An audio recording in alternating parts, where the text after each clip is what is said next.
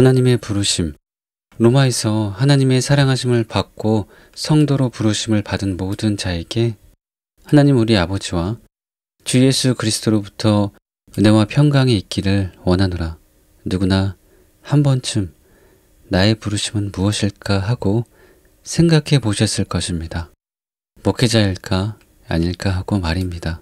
오늘날도 사도와 선지자들이 존재한다는 것을 안 뒤로는 혹 내가 사도나 선지자로 부름받은 것은 아닐까 하는 생각도 해보셨을 것입니다. 그런데 목회자 혹은 사도나 선지자만 부름받은 사람이 아닙니다. 여러분 모두 부르심을 받은 분들입니다. 형제들아, 너희를 부르심을 보라. 육체를 따라 지혜로운 자가 많지 아니하며 능한 자가 많지 아니하며 문벌 좋은 자가 많지 아니하도다. 성경은 여러분 모두를 하나님의 부르심을 받은 자로 규정합니다. 너희도 그들 중에서 예수 그리스도의 것으로 부르심을 받은 자니라. 로마에서 하나님의 사랑하심을 받고 성도로 부르심을 받은 모든 자에게 하나님 우리 아버지와 주 예수 그리스도로부터 은혜와 평강이 있기를 원하노라. 여러분의 부르심은 놀랍게도 오중사역으로 부르심을 받은 것보다 더 근본적으로 중요한 것입니다. 제가 좋아하는 찬송 중에 신자 되기 원합니다. 진심으로라는 찬송이 있습니다. 이 시대에 정말로 필요한 찬송입니다. 천국은 목사나 사도나 선지자가 가는 나라가 아닙니다. 신자가 가는 나라입니다. 우리는 사도나 선지자 혹은 목사나 교사가 되기 전에 신자가 되어야 합니다. 그래서 오늘은 우리 모두의 공통적인 부르심에 대해 생각해보고 함께 은혜를 받고자 합니다. 하나님이 우리를 부르신 부르심의 소망은 무엇인가? 하나님은 우리를 아무런 계획이나 목적도 없이 부르신 것이 아닙니다. 하나님께서 우리를 부르시기 전에 가지신 계획과 목적, 그것을 바울은 부르심의 소망이라고 부릅니다. 그리고 그것을 우리가 알아야 한다고 했습니다. 우리 주 예수 그리스도의 하나님 영광의 아버지께서 지혜와 계시의 영을 너희에게 주사 하나님을 알게 하시고 너희 마음의 눈을 밝히사 그의 부르심의 소망이 무엇인지 너희로 알게 하시기를 구하노라. 우리는 본래 아무런 소망도 없는 자들이었습니다. 그때 너희는 그리스도 밖에 있었고 세상에서 소망이 없고 하나님도 없는 자이더니 우리가 가진 소망은 산 소망이 아니라 죽은 소망이었습니다. 죽음과 함께 쓰러질 땅에 속한 헛된 소망들 뿐이었습니다. 그런데 하나님이 우리를 부르심으로 산 소망을 주셨습니다. 죽음의 위에 죽지 않는 소망을 주셨습니다. 그 소망이 바로 부르심의 소망입니다. 이 소망은 구체적으로 어떤 것일까요? 앤드류 링컨은 이렇게 썼습니다. 신자들이 소망하는 것은 그들의 구원이 완성되는 것이며 또한 그리스도 안에서 만물이 통일되는 것이다. 우리나라의 길성남 교수님도 부르심의 소망에 대해 이렇게 썼습니다. 그의 부르심의 소망이라는 표현은 하나님께서 에베소 교회 성도들을 자기 자녀로 부르실 때 주신 소망을 가리킨다. 개인적인 차원에서 볼 때 그 소망은 그리스도와 하나님 나라에서 기업을 얻는 것이며 마침내 하나님 앞에서 거룩하고 흠이 없는 완전한 존재가 되는 것이다. 성도들은 부활하여 그리스도의 영광의 몸의 형체와 같이 변화될 것이고 그리스도와 함께 영광을 누릴 것이다. 이 얼마나 놀랍고 영광스러운 일인가. 이처럼 부르심의 소망은 한마디로 궁극적인 구원입니다. 하나님은 우리를 단지 어떤 직임이나 사역으로 부르시지 않았습니다. 그의 나라로 부르셨습니다. 이것은 다음 구절들에 분명하게 나타나 있습니다. 이는 너희를 부르사 자기 나라와 영광에 이르게 하시는 하나님께 합당히 행하게 하려 함이라. 믿음의 선한 싸움을 싸우라. 영생을 취하라. 이를 위하여 내가 부르심을 받았고 많은 증인 앞에서 선한 증언을 하였도다. 이로 말미암아 그는 새 언약의 중보자시니 이는 첫 언약 때에 범한 죄에서 속량하려고 죽으사 부르심을 입은 자로 하여금 영원한 기업의 약속을 얻게 하려 하심이라. 그러므로 우리는 무엇보다도 그의 나라를 구하며 순례자로 살아야 합니다. 바울은 에베소 교회 성도들과 달리 하나님의 부르심의 소망이 무엇인지 알았습니다. 그는 사도가 되는 것보다 하나님의 자녀가 되는 것이 더 중요하다는 것을 알았습니다. 또 사역에 성공하는 것보다 구원을 완성하는 것이 훨씬 중요하다는 것을 알았습니다. 그래서 이렇게 고백했습니다. 내가 내 몸을 쳐 복종하게 함은 내가 남에게 전파한 후 자신이 도리어 버림을 당할까 두려워함이로다. 그러나 무엇이든지 내게 유익하던 것을 내가 그리스도를 위하여 다 해로 여길 뿐더러 또한 모든 것을 해로 여김은 내 주 그리스도 예수를 아는 지식이 가장 고상하기 때문이라. 내가 그를 위하여 모든 것을 잃어버리고 배설물로 여김은 그리스도를 얻고 그 안에서 발견되려 함이니 내가 가진 위는 율법에서 난 것이 아니오 오직 그리스도를 믿음으로 말미암은 것이니 곧 믿음으로 하나님께로부터 난 위라.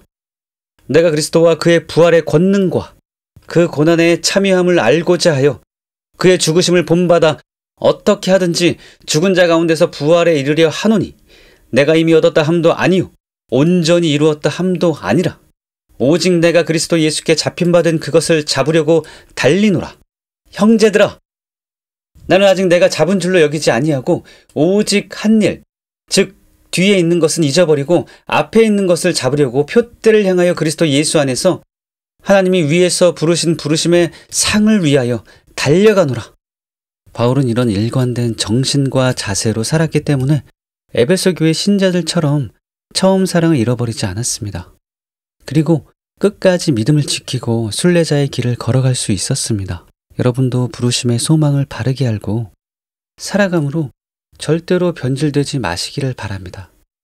하나님의 부르심은 인간에게 그 부르심에 합당한 삶을 요구한다. 사람이 누군가를 부를 때 아무 이유도 없이 부르지 않습니다. 하나님도 마찬가지입니다. 하나님의 부르심에는 목적이 있습니다. 그 목적은 우리를 하나님 나라와 영광, 즉 하나님의 나라를 상속받게 하려는 것입니다. 그런데 그 목적은 가만히 있어도 저절로 성취되는 것이 아닙니다. 하나님의 부르심은 우리에게 부르심에 합당한 삶을 요구합니다. 그러므로 주 안에서 갇힌 내가 너희를 권하노니 너희가 부르심을 입은 부름에 합당하게 행하여 이는 너희를 부르사 자기 나라와 영광에 이르게 하시는 하나님께 합당히 행하게 하려 함이라. 이러므로 우리도 항상 너희를 위하여 기도함은 우리 하나님이 너희를 그 부르심에 합당한 자로 여기시고 모든 선을 기뻐함과 믿음의 역사를 능력으로 이루게 하시고. 이 구절들에 기초하여 권영경 교수님은 갈라디아서 어떻게 읽을 것인가라는 책에서 이렇게 썼습니다. 이 부르심은 언약적 관계 속으로의 부르심이다. 이 주권적 부르심에는 태초부터 계획된 분명한 목적이 있다. 따라서 이 부르심은 그에 합당한 응답을 요구한다.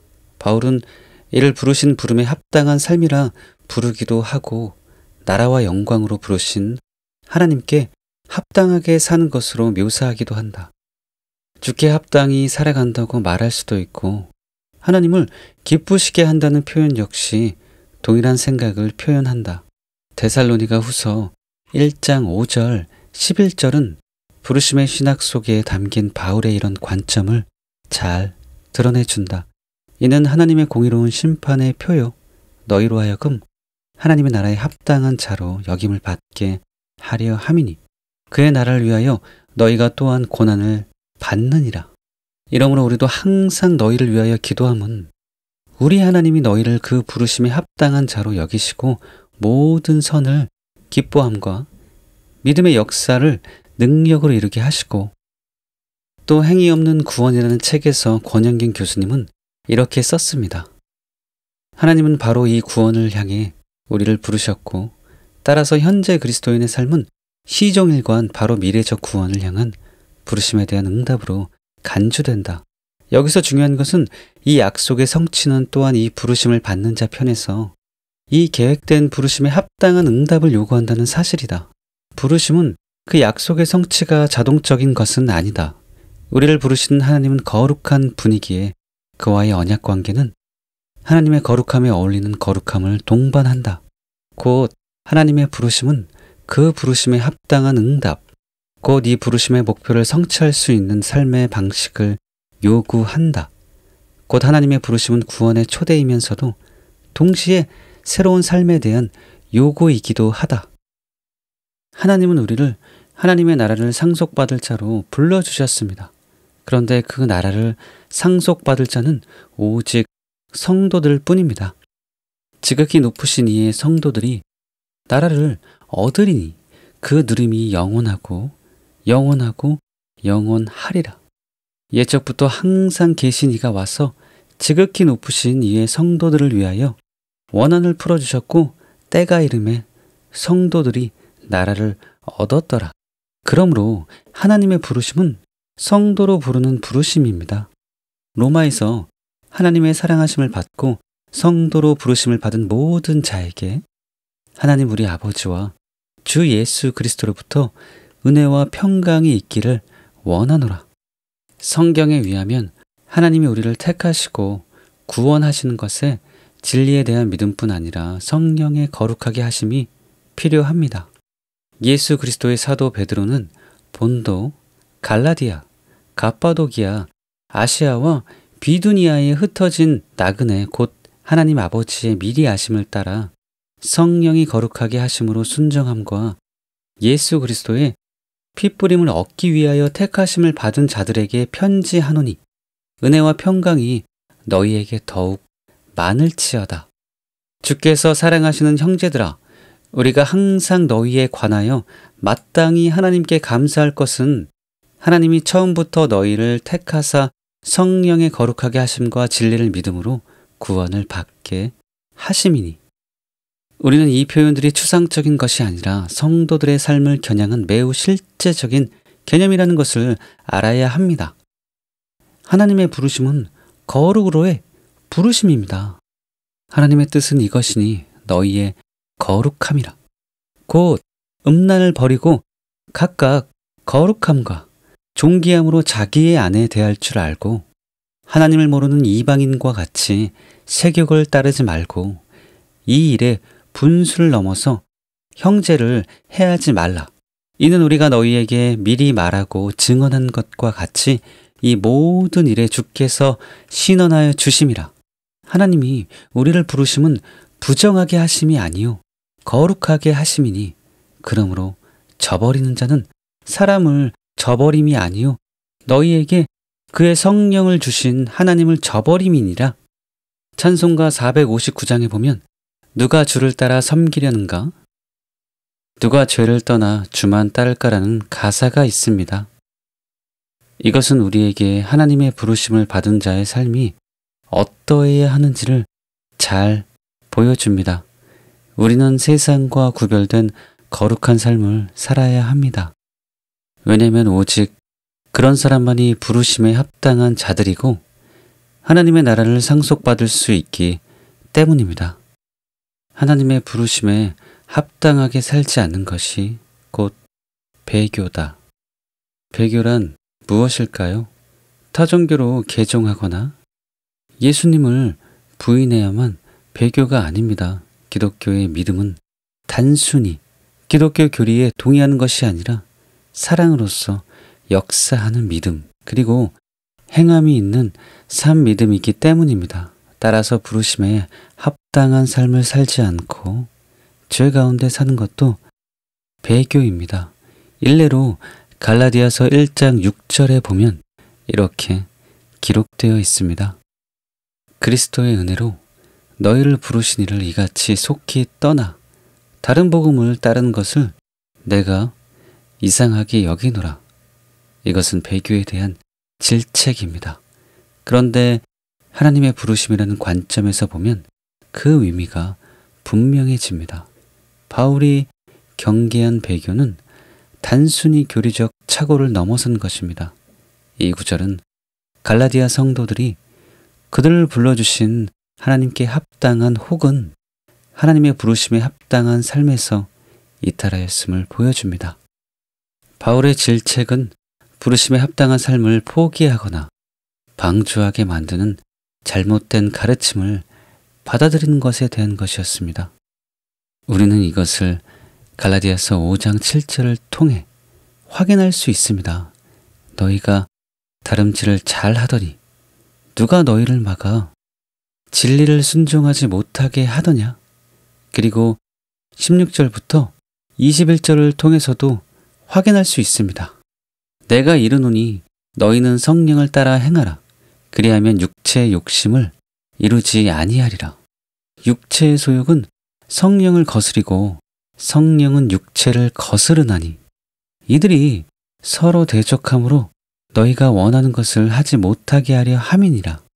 너희가 만일 성령의 인도하시는 바가 되면 율법 아래에 있지 아니하리라. 육체의 일은 분명하니 곧 음행과 더러운 것과 호색과 우상숭배와 주술과 원수 맺는 것과 분쟁과 시기와 분냄과 당짓는 것과 분열함과 이단과 투기와 술 취함과 방탕함과 또 그와 같은 것들이라. 전에 너희에게 경계한 것 같이 경계하노니 이런 일을 하는 자들은 하나님의 나라를 유업으로 받지 못할 것이요. 그러므로 부르심에 합당한 삶을 살지 않고 죄 가운데 사는 것도 배교입니다. 앞에서 설명한 대로 하나님의 부르심은 거룩을 요구합니다. 하나님의 계획은 거룩하신 하나님께 합당한 삶, 곧 거룩한 삶으로 성도들을 부르는 것입니다. 그래서 거룩한 삶의 결국인 하나님 나라와 영광에 이르게 하는 것입니다. 그러나 이제는 너희가 죄로부터 해방되고 하나님께 종이 되어 거룩함에 이르는 열매를 맺었으니 그 마지막은 영생이라. 그런데 우리가 이런 하나님의 부르심을 거절하고 부르심에 합당치 않는 삶을 고집할 수도 있습니다. 그것은 우리를 불러주신 하나님의 위로를 거역하는 것입니다. 따라서 사람을 저버리는 것이 아니라 우리에게 성령을 주신 하나님을 저버리는 것입니다. 거룩함의 요구를 거부하는 것은 바울을 거부하는 것이 아니라 이 거룩함을 이루려고 성령을 주신 하나님을 거부하는 것입니다. 그러므로 그런 자들에게는 부르심의 목적이 성취되지 않습니다. 이에 대해 권영경 교수님은 이렇게 썼습니다. 하나님이 우리를 미래의 영광, 구원으로 부르셨고 이 구원이 거룩함이라는 삶의 길을 통과하여 도달하는 것이라면 하나님의 부르심은 곧 거룩한 삶으로의 부르심이기도 하다. 현재 칭찬할 만한 데살로니가 성도들의 삶의 자태를 소망의 인내라고 부른 것은 바로 이런 생각을 바탕에 깐 것이다. 반면 이 부르심에 담긴 하나님의 뜻을 버리고 부정한 삶을 고집하는 사람은 그 부정함에 합당한 결과인 진노로 떨어질 것이다. 하나님께 합당한 삶을 살아가는 거룩함 외에 하나님의 약속에 참여할 수 있는 길이 없다. 교회에 다닌다고 심지어 목회를 한다고 하나님의 부르심의 목적이 자동적으로 성취되는 것이 아닙니다. 바울이 오직 너희는 그리스도의 복음에 합당하게 생활하라고 말한 대로 복음에 합당한 삶, 바꾸어 말해서 부르심에 합당한 삶을 살아가야 합니다. 그런 사람만 죽은 자 가운데서 부활함을 얻기에 합당히 여김을 받은 자들이 될 수 있고 빛 가운데서 성도의 기업의 부분을 얻기에 합당한 자가 될 수 있습니다. 주께서 사랑하시는 형제들아, 우리가 항상 너희에 관하여 마땅히 하나님께 감사할 것은 하나님이 처음부터 너희를 택하사 성령의 거룩하게 하심과 진리를 믿음으로 구원을 받게 하심이니 이를 위하여 우리의 복음으로 너희를 부르사 우리 주 예수 그리스도의 영광을 얻게 하려 하심이라. 한편 우리는 다음 성구에 나오는 성령의 역할에 주의해야 합니다. 하나님의 뜻은 이것이니 너희의 거룩함이라. 하나님이 우리를 부르심은 부정하게 하심이 아니요 거룩하게 하심이니 그러므로 저버리는 자는 사람을 저버림이 아니요 너희에게 그의 성령을 주신 하나님을 저버림이니라. 하나님께서 성령을 주신 가장 중요한 이유가 무엇입니까? 바로 거룩입니다. 이것은 에스겔의 예언과도 일치합니다. 또 내 영을 너희 속에 두어 너희로 내 율례를 행하게 하리니 너희가 내 규례를 지키며 행할지라. 예수님은 산상수훈의 종결 부분에서 이렇게 경고하셨습니다. 그날에 많은 사람이 나더러 이르되 주여 주여 우리가 주의 이름으로 선지자 노릇하며 주의 이름으로 귀신을 쫓아내며 주의 이름으로 많은 권능을 행하지 아니하였나이까 하리니 그때 내가 그들에게 밝히 말하되 내가 너희를 도무지 알지 못하니 불법을 행하는 자들아 내게서 떠나가라 하리라. 그러므로 우리는 성령을 받고 단순히 예언하고 병 고치고 귀신을 쫓는 사역만 하면 안 됩니다. 모든 불법을 회개하고 거룩한 삶을 살아야 합니다. 왜냐하면 그런 자들에게만 하나님의 부르심의 목적이 이루어지기 때문입니다. 즉, 오직 그런 자들만 궁극적인 구원을 받고 하나님의 나라의 상속자가 될 수 있기 때문입니다. 큰 교회를 세우는 것이 아니라 하나님의 부르심의 목적을 성취시키는 것이 참 목회입니다. 부르심과 관련하여 생각해보면 진정한 목회가 어떤 것인지를 알 수 있습니다. 우리나라는 큰 교회들이 많기로 유명합니다. 큰 교회들로 사람들이 몰립니다. 그러나 크다고 좋은 교회가 아닙니다. 사대교회 사자에 편지하라. 하나님의 7영과 7별을 가지신 이가 이르시되 내가 내 행위를 아노니 내가 살았다 하는 이름은 가졌으나 죽은 자로다. 너는 일깨어 그 남은 바 죽게 된 것을 굳건하게 하라. 내 하나님 앞에 내 행위에 온전한 것을 찾지 못하였노니 그러므로 내가 어떻게 받았으며 어떻게 들었는지 생각하고 지켜 회개하라. 만일 일깨지 아니하면 내가 도둑같이 이르리니 어느 때에 내가 이르는지는 내가 알지 못하리라. 그러나 사대에 그 옷을 더럽히지 아니한 자 몇 명이 내게 있어 흰 옷을 입고 나와 함께 다니리니 그들은 합당한 자인 연고라. 안젤리카 자매의 간증에 보면 마치 이 말씀을 연상시키는 듯한 부분이 나옵니다. 교회들의 상태, 지극히 적은 준비된 교회. 천사가 말했습니다. 보십시오. 당신은 지금 지구를 보고 있습니다. 당신은 일반적인 집들의 시선을 집중하지 않을 것입니다. 땅의 모든 교회들을 보십시오. 그리고 교회들의 회중들을 바라보십시오. 어떤 교회는 2만 명의 성도가 있었습니다. 다른 교회의 성도는 10,000명이었고 또 다른 교회는 1,000명의 성도가 있습니다.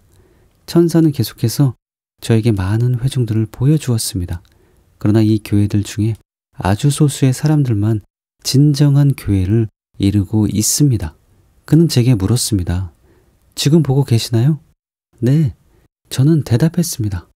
그 천사는 아버지께서 제게 보여주시고자 하는 것들을 꼭 보여주어야만 한다고 했습니다. 지구를 보십시오. 교회들이 죄로 가득 차 있습니다. 교회들 안에 너무나 많은 죄악들이 관영하고 있습니다. 많은 이들이 영적으로 죽어 있습니다. 천사를 통하여 주님이 제게 보여주신 것은 복음주의 교회들의 80%가 주님이 오실 때 지구에 남겨지게 되리라는 것이었습니다. 그들은 주님에 대해 냉랭하기 때문에 남겨질 것입니다. 하나님의 임재를 구하지 않는 것으로 인해 남겨질 것입니다. 또한 자신의 죄악들과 낙심으로 인해 남겨지게 될 것입니다. 단지 20%의 사람들만이 주님과 함께 들림받게 될 것입니다. 이는 오직 진정한 크리스천들을 위한 은혜입니다. 이것이 바로 청함을 받은 사람은 많으나 택함을 받은 사람은 적다고 말씀하신 이유입니다. 우리 모두는 청함을 받았습니다. 그러나 우리는 청함을 받을 뿐 아니라 반드시 택함을 받아야 합니다. 그러므로 성도 수가 중요한 것이 아니고 구원받고 천국에 갈 자가 몇 명인가가 중요합니다. 고등학교를 평가할 때 대학에 몇 명이나 진학시키느냐를 보는 것처럼 교회를 평가할 때 천국에 몇 프로나 보내고 있느냐를 보아야 합니다. 오늘날 대부분의 교회들이 그리 좋은 교회가 아닙니다. 그래서 지금은 바른 교회를 선택하는 것이 그 어느 때보다 중요합니다. 사복음서를 보면 예수님은 사람들을 모으는 것이 아니라 거의 쫓다시피 했습니다. 잘 따르는 자들에게 제자의 조건을 툭툭 제시하면서 많은 이들이 떠나가게 하셨습니다. 왜냐하면 예수님의 관심은 큰 교회를 세우는 것이 아니라 진짜로 영혼들을 구원하는 데 있었기 때문입니다. 사도 바울 역시 숫자가 아니라 실제로 영혼들을 구원하는 데 관심을 가졌습니다. 너희도 아는 바와 같이 우리가 너희 각 사람에게 아버지가 자기 자녀에게 하듯 권면하고 위로하고 경계하노니 이는 너희를 부르사 자기 나라와 영광에 이르게 하시는 하나님께 합당히 행하게 하려 함이라. 바울은 아버지가 자녀를 사랑하듯 영혼을 사랑하는 마음으로 각 사람을 권면하고 위로하고 경계했습니다. 바울의 목적은 이것이었습니다. 이는 너희를 부르사 자기 나라와 영광에 이르게 하시는 하나님께 합당히 행하게 하려 함이라. 하나님의 부르심에 합당하게 행하게 함으로, 즉 거룩한 삶을 살게 함으로 부르심의 목적이 이루어지게 하는 것, 즉 궁극적인 구원을 받고 하나님의 나라를 상속받게 하는 것, 이것이 바울의 목적이었습니다. 권영균 교수님은 바울의 이런 사역에 대해 매우 중요한 이런 말을 했습니다. 이방인들을 복음으로 부르시는 이를 섬기는 사도 바울의 사명은 성도들이 이 부르심의 핵심인 거룩한 삶을 살아가도록 만드는 것이었다. 그의 사명이 성도들의 거룩함과 관련이 있다면 그가 받을 심판 역시 바로 이 사명의 수행과 관련하여 이루어질 것이다. 모든 일을 원망과 시비가 없이 하라. 이는 너희가 흠이 없고 순전하여 어그러지고 거스르는 세대 가운데서 하나님의 흠 없는 자녀로 세상에서 그들 가운데 빛들로 나타내며 생명의 말씀을 밝혀 나의 다름질이 헛되지 아니하고 수고도 헛되지 아니하므로 그리스도의 날에 내가 자랑할 것이 있게 하려 함이라. 따라서 성도들을 위한 바울의 기도에서 성도들이 하나님 앞에서 거룩하고 흠이 없이 설 수 있기를 바란다는 내용이 자주 등장하는 것은 지극히 당연한 것이다. 너희 마음을 굳건하게 하시고 우리 주 예수께서 그의 모든 성도와 함께 강림하실 때에 하나님 우리 아버지 앞에서 거룩함에 흠이 없게 하시기를 원하노라. 평강의 하나님이 친히 너희를 온전히 거룩하게 하시고 또 너희의 온 영과 혼과 몸이 우리 주 예수 그리스도께서 강림하실 때에 흠 없게 보존되기를 원하노라. 너희를 부르시는 이는 미쁘시니 그가 또한 이루시리라. 하나님이 오중사역자들을 세우신 목적은 무엇보다도 성도를 온전케 하기 위한 것입니다. 그래서 하나님은 어떤 성도를 길러내느냐를 보고, 즉 열매를 보고 그 목회자와 사역과 교회를 판단하십니다. 바울이 말한 대로 실로 성도들이 목회자의 면류관입니다. 그러므로 나의 사랑하고 사모하는 형제들, 나의 기쁨이요 면류관인 사랑하는 자들아, 이와 같이 주 안에 서라. 우리의 소망이나 기쁨이나 자랑의 면류관이 무엇이냐? 그가 강림하실 때 우리 주 예수 앞에 너희가 아니냐? 바울이 자기의 면류관이 뭐라고 했습니까? 그의 강림하실 때 주 예수 앞에 있는, 즉 궁극적인 구원을 받은 성도들이라고 했습니다. 이것은 김세윤 교수님의 주장처럼 면류관이나 상이 없다는 뜻이 아니라 그 척도가 올바르게 양육한 성도들이라는 것입니다. 그런 의미에서 저는 우리 교회가 세계 그 어느 교회 못지않게 좋은 교회라고 자부합니다. 그리고 앞으로 더 좋은 교회가 될 것이라고 확신합니다. 결론을 말씀드리겠습니다. 우리는 하나님의 부르심에 대해서 살펴보았습니다. 그런데 부르심에 대해 한 가지 더 주목해야 할 것이 있습니다. 몸이 하나요? 성령도 한 분이시니 이와 같이 너희가 부르심의 한 소망 안에서 부르심을 받았느니라. 그리스도의 평강이 너희 마음을 주장하게 하라. 너희는 평강을 위하여 한 몸으로 부르심을 받았나니. 그리스도의 몸은 하나입니다. 절대로 나누어질 수 없습니다. 그런데 우리는 한 몸으로 부르심을 받았습니다. 몸은 하나인데 많은 지체가 있고 몸의 지체가 많으나 한 몸임과 같이 그리스도도 그러하니라. 우리가 유대인이나 헬라인이나 종이나 자유인이나 다 한 성령으로 세례를 받아 한 몸이 되었고 또 다 한 성령을 마시게 하셨느니라. 이 말은 곧 성령이 우리를 하나 되게 하셨다는 것입니다. 평안에 매는 줄로 성령이 하나 되게 하신 것을 힘써 지키라. 우리는 성령이 하나 되게 하신 것을 힘써 지켜야 합니다. 그러면 구체적으로 어떻게 지킬까요? 잘 들으십시오. 성령은 진리의 영입니다. 복음과 진리를 통해 우리를 하나 되게 하셨습니다. 그러므로 우리는 진리 안에서 하나가 되어야 합니다. 즉 제가 전하는 설교를 통해 하나가 되어야 합니다. 또 이 우리에 들지 아니한 다른 양들이 내게 있어 내가 인도하여야 할 터이니 그들도 내 음성을 듣고 한 무리가 되어 한 목자에게 있으리라. 또 성령은 사랑의 영입니다. 사랑을 우리 마음에 부어 하나 되게 하셨습니다. 우리는 서로 시기하거나 질투하지 않고 사랑함으로 하나가 되어야 합니다. 즉 김옥경 목사님의 주님과 영혼을 사랑하는 그 깊은 영성 안에서 하나가 되어야 합니다. 패거리로 몰려다니는 것이 아니라 서로 사랑해야 진정한 연합이 이루어집니다. 그리고 우리가 연합할 때 비로소 교회적으로 그리스도의 몸으로서 주님이 하신 일을 하고 더 큰 일도 할 수가 있습니다. 여러분도 아시겠지만 최근에 일어난 일들로 인해 저의 마음은 고통스럽고 슬픕니다. 그러나 동시에 저는 큰 희망을 느낍니다.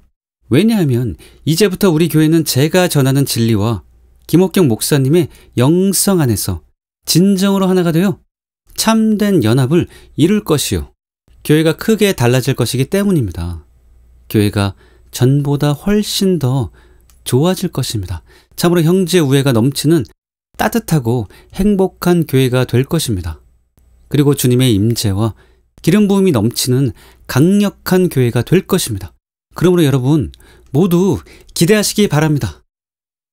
로마에서 하나님의 사랑하심을 받고 성도로 부르심을 받은 모든 자에게 하나님 우리 아버지와 주 예수 그리스도로부터